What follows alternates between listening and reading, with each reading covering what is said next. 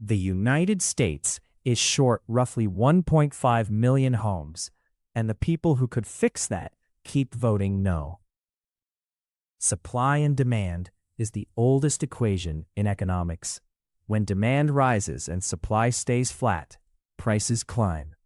That's not a theory, that's arithmetic. And in American housing, the arithmetic has been broken for decades.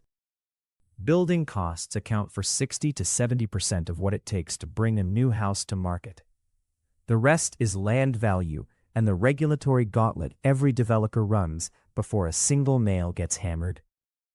Zoning laws decide what can be built where. On paper, they protect neighborhoods. In practice, they've become the primary tool for keeping new housing from being built at all. Economists Joseph Giroco and Raven Malloy, in their 2015 paper in the Journal of Economic Literature, documented how local governments adopted increasingly restrictive zoning laws and how those restrictions translate directly into higher prices. Zoning decisions are made at the local level by elected officials who answer to local voters, and according to Census Bureau data, homeowners vote at higher rates than renters in local elections. That gap shapes everything downstream. Existing owners vote on supply. Future residents don't.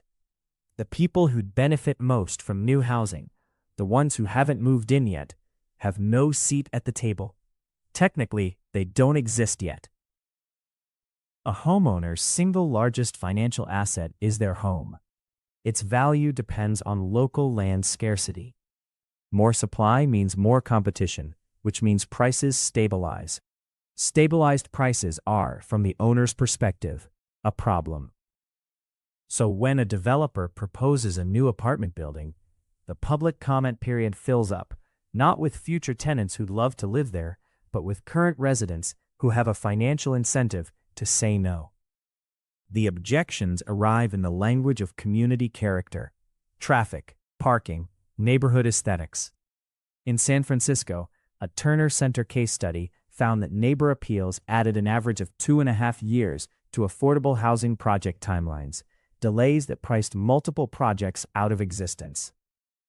Mortgage rates compound the problem. When rates rise, monthly payments climb even if the purchase price holds flat. Affordability collapses from two directions at once. Prices up, borrowing costs up. Here's the counterintuitive finding most people miss. Adding supply at the top of the market, luxury apartments, can lower prices at the middle and lower end. Economists call this filtering. A luxury building from 1985 is today's mid-range rental. A mid-range building from 1985 is today's affordable unit. The chain only works if new units keep entering at the top. Block the top, and the whole chain seizes. In high-demand areas, the places where jobs concentrate, the supply of homes falls dramatically short of demand. This isn't an accident. It's the predictable output of a system designed, vote by vote, to keep it that way. Home ownership is becoming structurally unattainable for a growing share of the population, not because people spend recklessly, but because the ratio of median home price to median income has climbed for 30 consecutive years. Land value is the silent variable.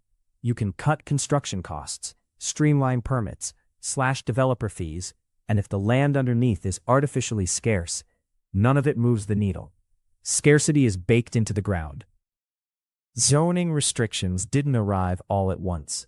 They accumulated, each decade adding setback requirements, height limits, parking minimums, use restrictions. Each layer, individually, seemed reasonable. Stacked together, those layers carry documented costs. A 2021 Turner Center analysis of a single affordable housing project in Los Angeles found that entitlement delays alone added over $4 million to the final price before construction began. A misconception worth correcting directly. Many people assume affordable housing means low-quality construction, thin walls, cheap finishes, poor design. That's false. Affordability is a function of cost structure. not craftsmanship. The Via Verde development in the South Bronx, completed in 2012, won multiple architectural awards and meets the same structural standards as market-rate buildings in the same borough. The difference was financing and land cost, not the skill of the people who built it. A shortage of 1.5 million units doesn't just squeeze the bottom of the market. It pressures every tier upward. When low-income renters compete for a shrinking pool, they push into mid-range units. Mid-range renters push higher.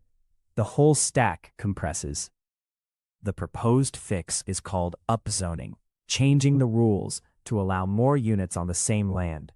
Minneapolis eliminated single-family-only zoning citywide in 2018, with the policy taking effect in 2020. Auckland did the same in New Zealand. In Auckland, after upzoning took effect in 2021, building consents roughly tripled within 3 years. Rents grew more slowly than in comparable cities that left their rules unchanged. The experiment produced data. And yet, in most American cities, the political coalition blocking new housing stays organized and funded. Groups like the California Association of Realtors have spent millions opposing state-level reforms that would reduce local veto power over new construction. The money follows the incentive. State governments have started to notice. California, Montana, and Florida have each passed laws in recent years that strip local governments of the ability to block certain types of housing outright.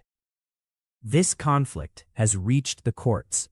In 2023, the California Supreme Court upheld the state's builder's remedy law, ruling that local governments can't reject projects meeting state density standards, even when local zoning says otherwise. Local control lost that round. The pattern is clearest on a map, according to the Wharton Residential Land Use Regulatory Index. San Jose and San Francisco rank among the most restrictive zoning regimes in the country, and both rank among the least affordable housing markets in the world. The downstream cost isn't just financial. When workers can't afford to live near their jobs, they commute from further out.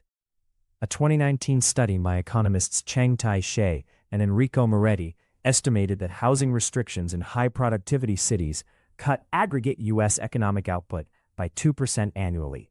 Infrastructure strains, the shortage exports its damage. Back to that empty lot. It's still empty. A developer proposed 12 units. Neighbors filed an appeal, citing traffic concerns. The appeal was sustained. The lot sits, the shortage grows by 12. Multiply that lot by thousands of identical decisions made every year in every city, and the 1.5 million unit shortage isn't mysterious. It's the cumulative output of a system that rewards saying no and charges the cost to everyone else. The Federal Reserve's 2022 survey of consumer finances found that the median homeowner holds 40 times the net worth of the median renter. Every year, the shortage persists. That gap widens, and the political coalition defending the status quo grows more entrenched. The next time a housing proposal fails at a local council meeting, ask who voted, who didn't, and who designed a system where those two groups are never the same people. This audit is complete. The findings, as always, may be ignored.